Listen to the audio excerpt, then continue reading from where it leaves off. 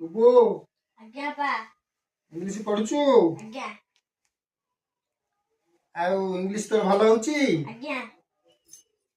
आउ केते mark रखछु English रे स्कूल रे 100 रु 80 17 कहूछु आज्ञा आउ ताले तते टेस्ट कले तो इंग्लिश मते जणा पड़ जो 17 रखछु 80 नंबर जदी मोटे टेस्ट करमी ट्रांसलेशन पचले कहि देबू आज्ञा जदी कहि देलु म जानि हां रखुथि क्या कहलु देखिया आई डोंट नो माने कोन